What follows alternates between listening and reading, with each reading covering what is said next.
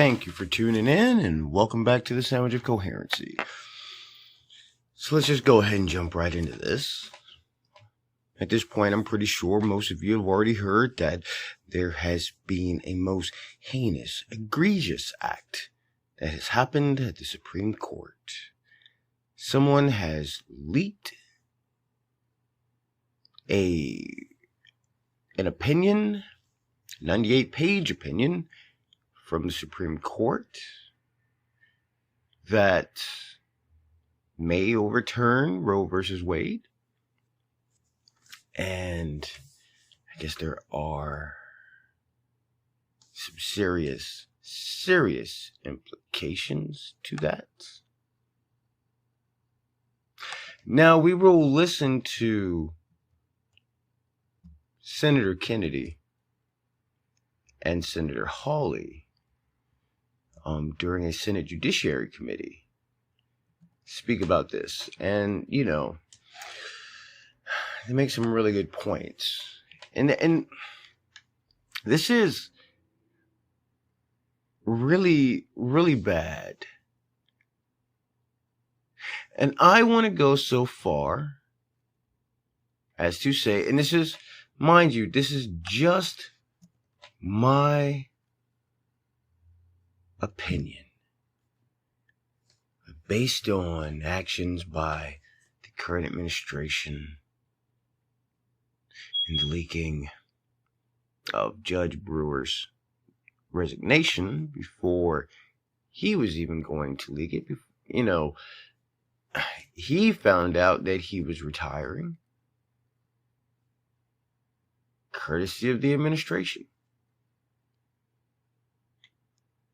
So, what we have is just a breach of contract, in my opinion. Just a breach of trust there with that. And again, I want to say this is my opinion. But I would not be surprised if whomever leaked this was pressured or put to the task by someone in the administration. Now you might say, oh, wait, man. Okay, now look, you've made some claims before, Brian. You've said some strange things before, but this is getting a little overboard. You're really pushing it with this one. But hear me out here. Hear me out. Knowing that if they were to have that information told to the public, they know that that would spark mass outrage. They know that that would cause absolute upheaval. Okay? Now understand, the Democrats are standing to lose in the midterms, and they are standing to lose in the presidential election coming up. They have no legs to stand on. So what do? You get this type of juicy information, and you have it leaked to the media to give to the public. Because when you hear what Senator Hawley and Kennedy have to say, you'll understand the severity of what it was. How very, very in-house this person had to have been for what they had access to. Which, you know, Senator Kennedy will explain the difference between the, you know, judicial and the legislative, as far as access goes. And I know I'm sounding like I'm deep in my thoughts on this one, but I'm trying to pick my words correctly here. I don't want to go too far out in left field on this one. But understand let me continue with this. So now you release this information. This information's out. You know this is going to cause major upheaval. You know this is going to do what? Spurn people. People will not have as much trust in the Supreme Court. Now what does this do? Because here's what they're doing is they're taking the federalization of the abortions away and returning it back to the states. That's what's happening here. They're not banning abortion. They're not outlawing or getting rid of abortion. They're returning the authority of abortion back to the state control. Now, it's interesting because people want big government, and then at the same time, they want no government, small government. They want small government when it benefits them, but when it doesn't benefit them, they want big government. We have a problem here. But that's not the point. The point I'm making is that the president has been quite hot with that pen of his and those executive orders. And I can guarantee you, and you are hearing it first, but I'm telling you, what will happen is the president will sign an executive order by some means to put a pause or on the decision being enacted, or to just simply overthrow and override what the Supreme Court decides. And understand that when this happens, this should make it very clear to you that you no longer live in the United States of America. Your right to choose and voice and options no longer matter, and you can be guaranteed that the Democrat Party will bring down a hammer to ensure that they do not lose any upcoming elections so that they can remain in power, and they would be willing to crush their own constituents to do it. That's an absolute reality. Because they need something. They need a win here. And you can be, by golly damn, that they will run it into the ground and they will make sure that you never forget the way they're going to spin it. They're going to say that the Republican judges on the Supreme Court have tried to take away women's right to choose. They won't tell you the truth. They just return it to the states. They will tell you how this should be proof enough of how we need more justices on the Supreme Court. And they will pick Democrats, liberals, leftists that will basically only vote left. And then the president will come out and run it into the ground how he gave women the right to choose.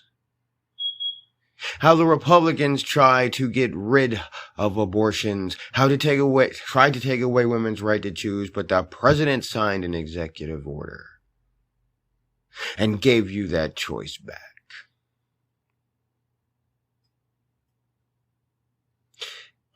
And at that point, you can be guaranteed that they will try and hobble the legislative branch. You will have the administration. You will have Democrats that are in Congress and the Senate side with the administration in this idea of we need powers to be able to silence people on the other side. We need to be able to have committees to decide if this person is a threat to democracy. This person, that person, and those people over there are not allowed to run for office. Because we think about it with these committees that they've had recently, they've kicked the Republicans off the committees. Why? Because, well, we don't think that they're going to be democratic. They're not. They're going to be very partisan. Only us, the Democrats, are bipartisan. And that's a big load of BS. But again, let's talk about what the decision is about. The opinion is about abortion. Obviously, you've caught that. I mean, I didn't fail to mention it, I guess. But I'm not going to get into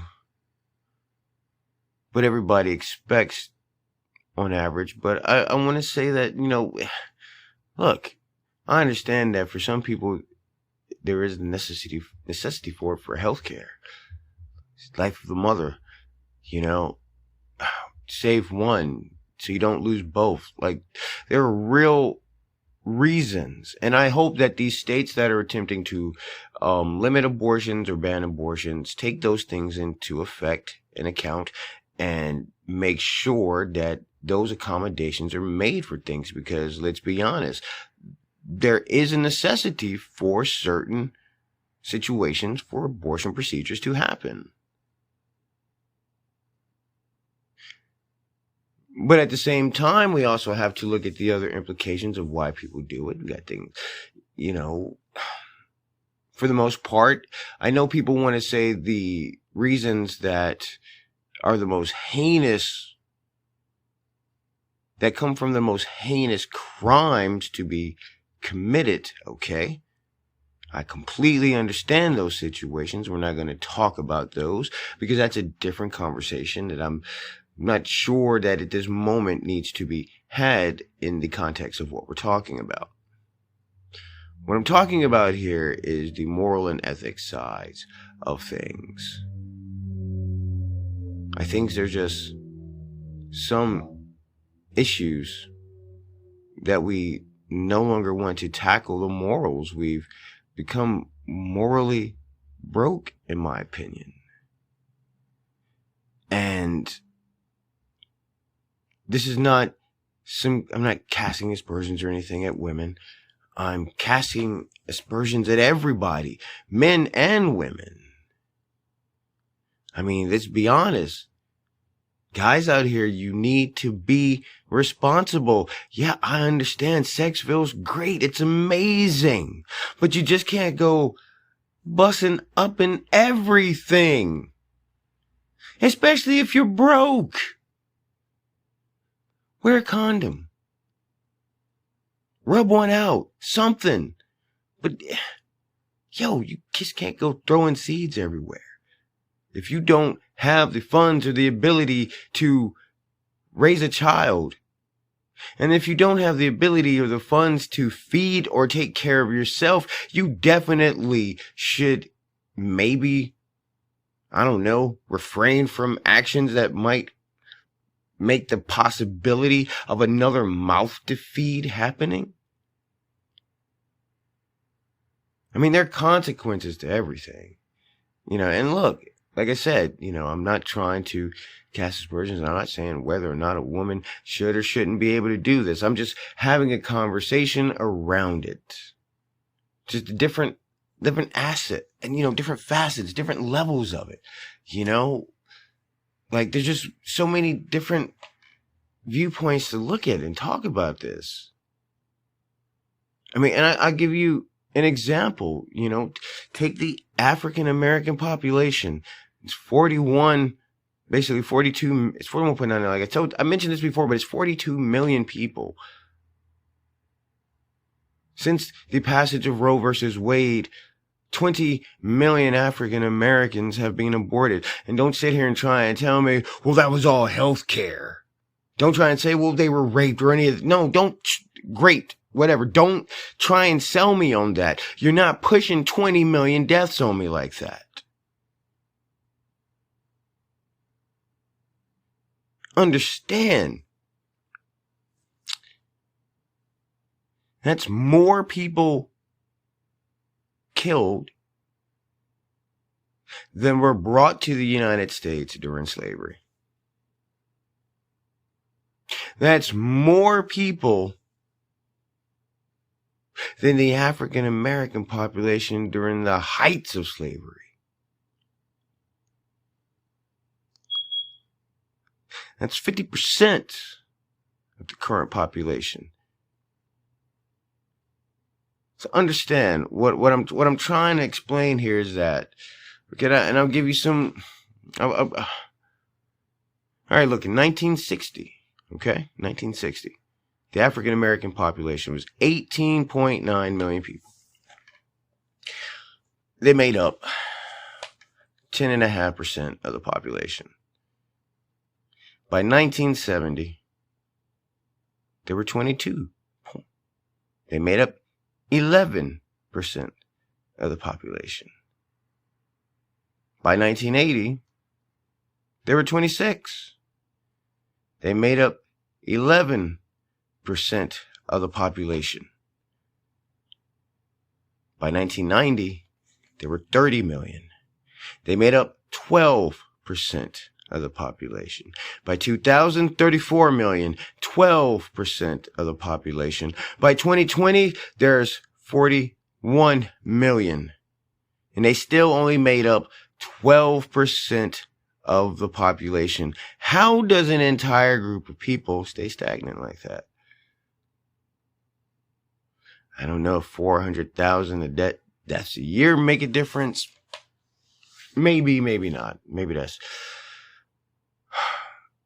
just me thinking about it. But again, this is not about those kind of implications or anything like that.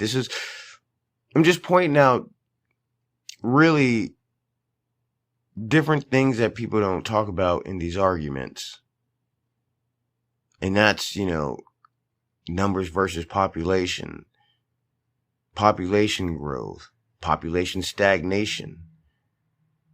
What is the origin of the necessity of these procedures? Where does it come from? Where does it stem from? And when you talk about it, people say, well, that, just because that's what it was created for, doesn't mean that's what it has to be now. Just because something was created to do one thing in the past, and to this day it still does that same thing, doesn't mean it has to be bad, because now it's not being forced on them. Now they're just choosing it.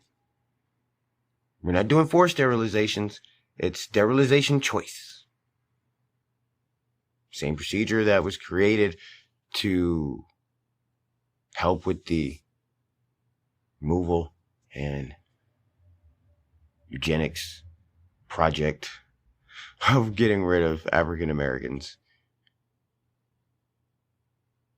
Things that were forced on them back in the day. They have convinced them to do it to themselves. We're not going to force you to do it. We want you to choose to do it. So now we don't have to feel so bad. But again, that's not what this is about. This is about the fact that there was a egregious act at the Supreme Court. So let's not hesitate any longer, and let us go ahead and jump into Senator Kennedy.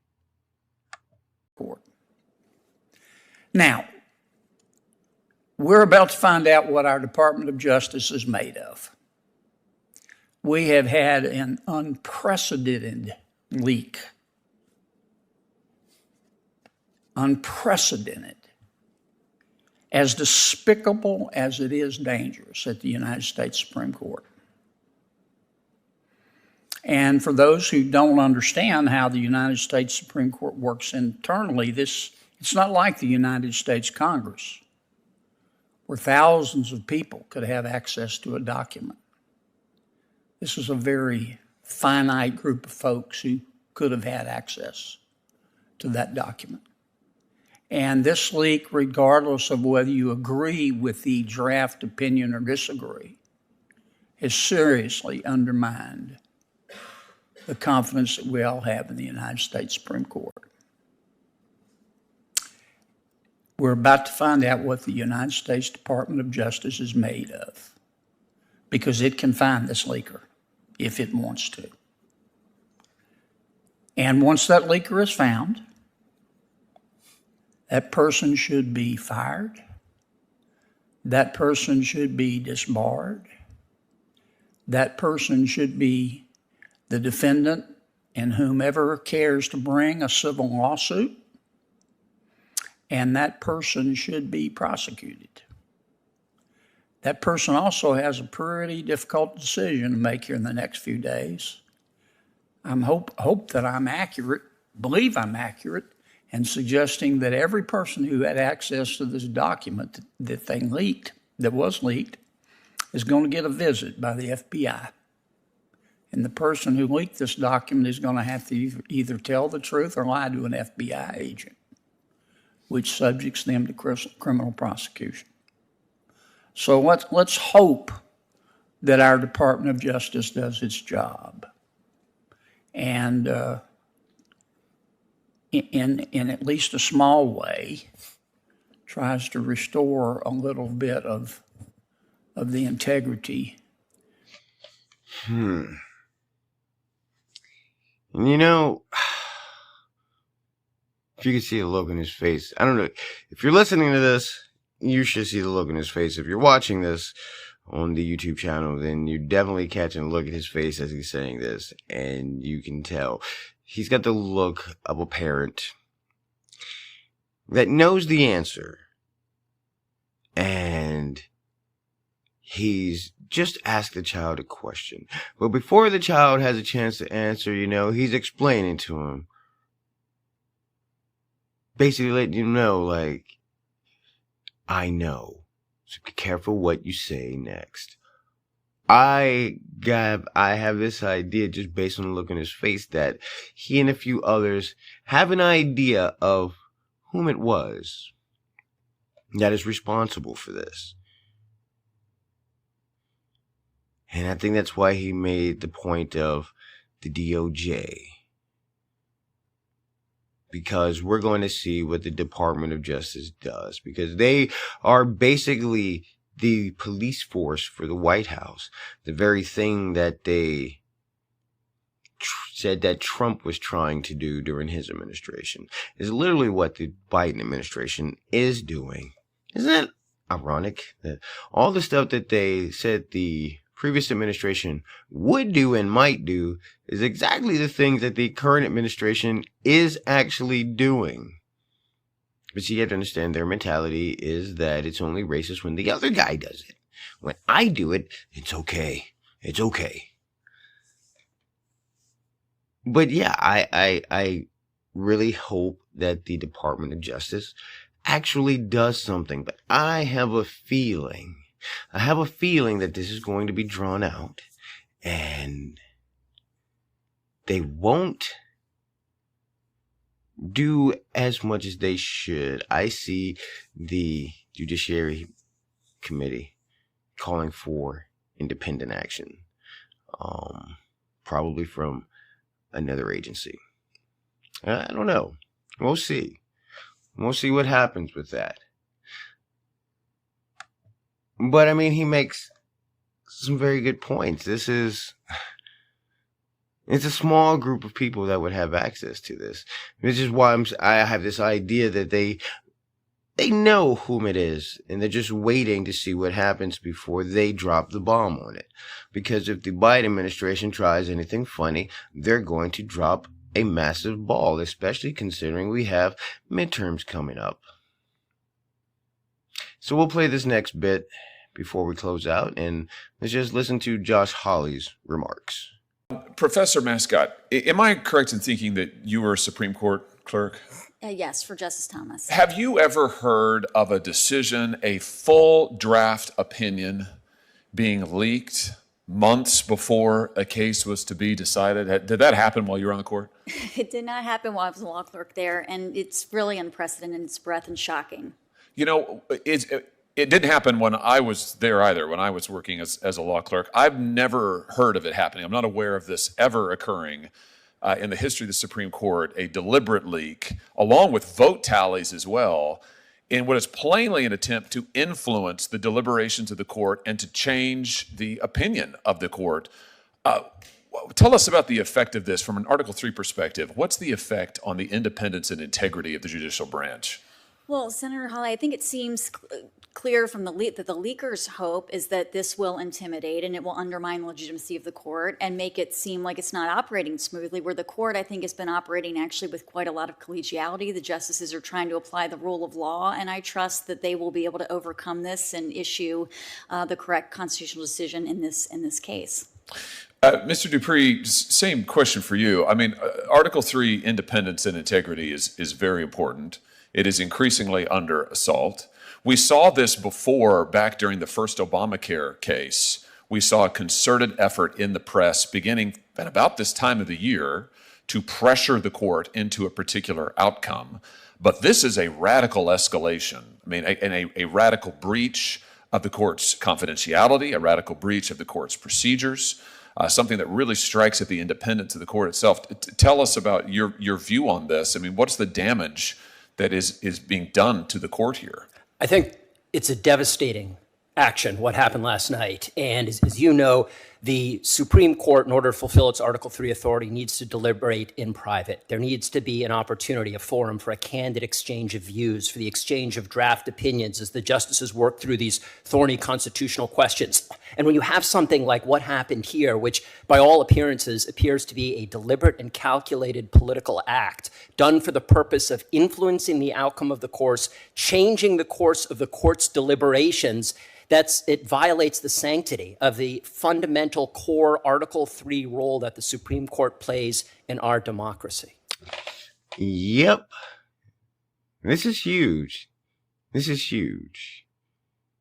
Because as you heard Josh Hawley point out, it's not just the opinion, but it's the vote tally.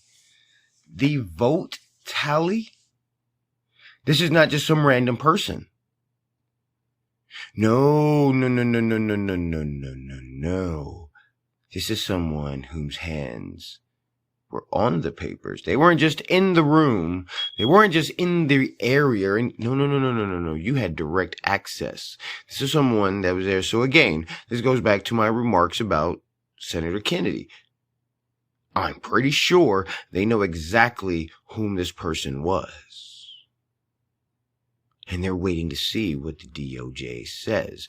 Basically, they are baiting a trap. Because as much as you would expect to have Republican senators going crazy all over the place, they're not. The ones you expect to be loud and very obnoxious about this are not as loud and obnoxious as you would think. Or you would expect them to be. So, I have this clear idea in my mind that they have an idea of whom it is, and we're going to wait and see how that plays out. But as you can see, there's something wrong in the House of the Supreme Court. Something foul is afoot. Let's see if they can catch the fox in the hen house. But we'll see how this plays out, because this is just heating up, and I'm pretty sure over the next few days, there's going to be more. So we'll get to that when that happens, but I thank you for tuning in, and we'll catch you next time.